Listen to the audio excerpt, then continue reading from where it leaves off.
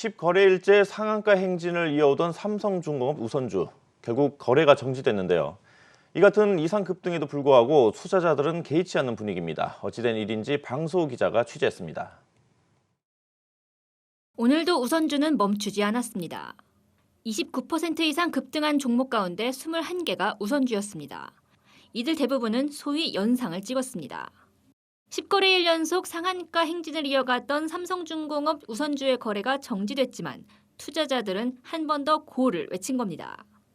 우선주는 의결권이 없는 대신 보통주에 비해 배당을 더 받을 수 있는 주식이지만 국내 기업들의 배당률 자체가 그다지 높지 않은 데다 보통주가 배당을 하지 않으면 사실상 혜택이 없는 셈이어서 보통주에 비해 주가가 저평가돼 있습니다.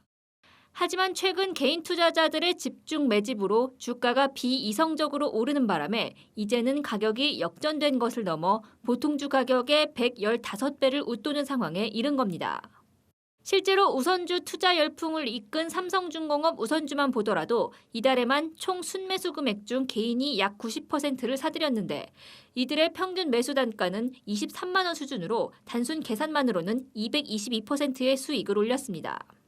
유통 주식 물량이 적기 때문에 적은 금액으로도 주가가 급등할 수 있었던 것이지만 이 맛을 본 개인들의 욕심은 다른 우선주로 쏠렸습니다. 마치 지난 원유 ETN 광풍을 연상케 합니다. 업종별 순환매가 아닌 종목별 폭탄 불리기인 셈입니다.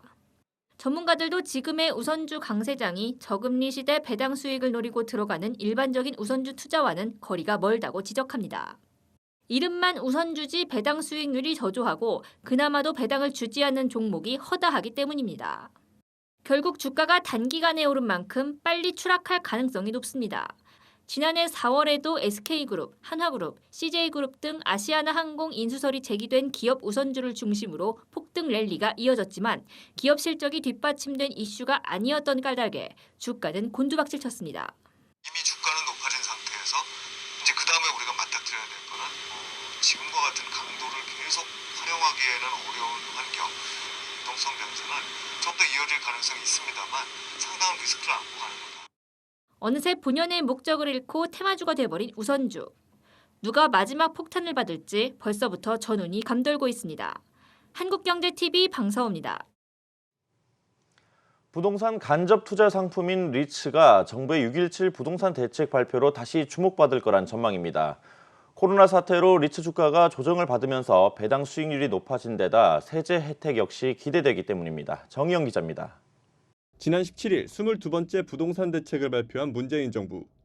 대출 규제와 종부세, 양도세율 인상과 같은 고강도 규제 방안이 담기며 실물 부동산 투자 대비 간접 투자 수단인 리츠의 메리트가 부각될 것이란 전망이 나옵니다. 일단 주거용 부동산에 대한 보유세 규제가 굉장히 강화되었기 때문에 상업용 부동산에 대한 관심도는 증가할 가능성이 높고요. 또 간접 투자 방식의 부동산 투자에 대한 관심도는 증가할 가능성이 높습니다. 따라서 리츠 시장으로의 자금 유입은 확대될 가능성들이 높아졌죠. 실물 부동산에 대한 높아진 세금 부담과 달리 리츠의 경우 정부의 공모 리츠 활성화 정책에 따라 세금 감면 혜택이 부여돼 투자 매력이 높아졌다는 겁니다. 리츠 투자자는 올해부터 1인당 5천만 원 한도 내에서 배당 수익에 대한 세율을 3년간 기존 15.4%에서 9.9%로 낮춘 분리과세 혜택을 적용받을 수 있습니다. 뿐만 아니라 국내 증시에 상장된 주요 리츠들의 주가 수준 대비 배당금 수준을 나타내는 배당 수익률은 시중금리 대비 높아 투자 매력이 높다는 분석도 나옵니다. 이리츠 코크랩과 롯데리츠, NH 프라임 리츠, 신한 알파 리츠 등의 배당 수익률은 4에서 6%대에 달합니다. 게다가 올해 초 코로나19 여파의 증시와 함께 리츠 역시 동반급락했었는데 최근 국내 증시가 급반등하는 과정에서도 리츠의 주가는 이를 따라오지 못한 상황. 때문에 상장 리츠들의 주가가 상승으로 이어진다면 배당 수익과 함께 주가 상승분에 따른 차익까지도 기대해 볼 만하다는 분석이 나옵니다. 배당 수익률 일단 좋은 거니까요. 거의 대부분 리츠들 아마 6% 초반에서 5% 후반대일 거기 때문에 배당 수익률 관점에서 굉장히 매력적인 구간이고 주가 상승도 기대해 볼 수 있죠. 여기에 다음 달 17일 상장을 앞두고 있는 이지스 밸류 플러스 리츠와 더불어 올해 하반기 8개의 리츠가 추가 상장을 앞두고 있습니다. 기존 상장 리츠들이 리테일과 오피스에 집중돼 있던 것과 달리 하반기 상장 예정인 리츠들은 주유소나 임대주택, 물류센터 등 기초자산군이 다양해진다는 점도 향후 리츠 투자의 매력을 키우는 요소 가운데 하나로 꼽힙니다. 한국경제TV 정희영입니다.